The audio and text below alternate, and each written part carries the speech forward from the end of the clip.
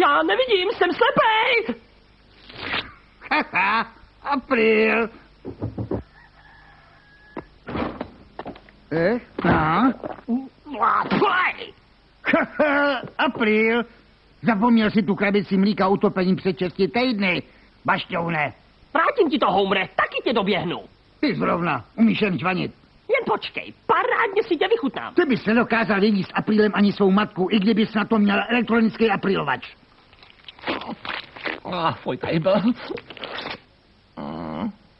Který vznešený osvícenec zase vymyslel 1. duben? Stejně jako Halloween a Vánoce sahá 1. apríl svými kořeny až k pohanským rituálům. Bohužel těm pohanům. 1. duben býval pohanským novým rokem. Polsce krev! Polsce krev! Polsce krev! Křesťané si kalendář změnili a z těch, kteří tak neučinili, si trofili posměch. Šťastný nový rok! Hej, hola pohané! Nový rok byl před 3 měsíci, ale přesto tady je dárek. Je to krev zberaná pro ten váš bezbožný obřad. Apríl Homere!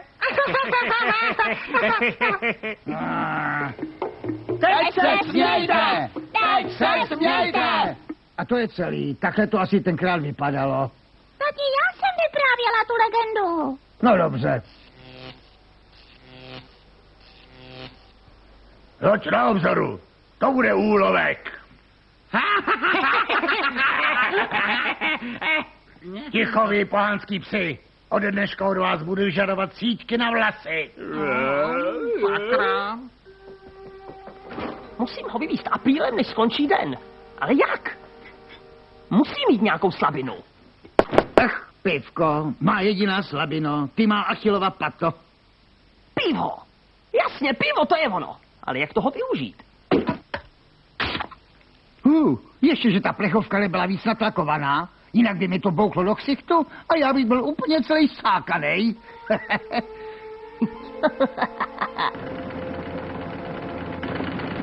Skečku, to je jen pro zákazníky. A víte, že venku rozdává nějaký maník zdarma vodičku na beďary? Páni, konečně se zbavím svých uhrů. Blbeček.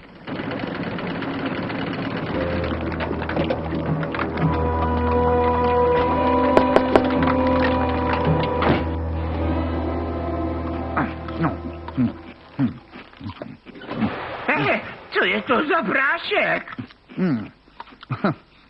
Pění jak pivo. No, musel bych se zvedat. No.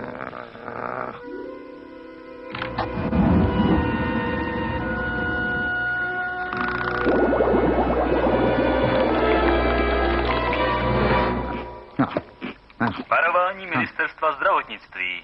Nadměrná konzumace alkoholu může vést k poškození jater a rakovině konečníku. Pivo.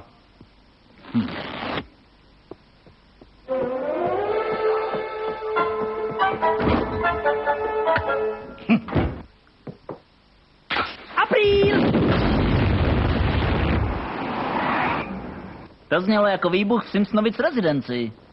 Prosím tě, je to odsaď 2 bloky. A jako by jim z komína vytejkalo pivo. Pokračuju pěšky, volej na základnu.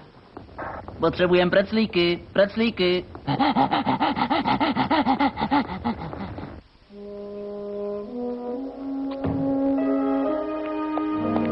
Paní Simpsonová, obávám se, že váš muž je mrtev. To byl Apríl, má se čile k světu, ačkoliv už možná nikdy nebude chodit. Vesluj po proudu, veď svou loďku dál. Umí! Máš!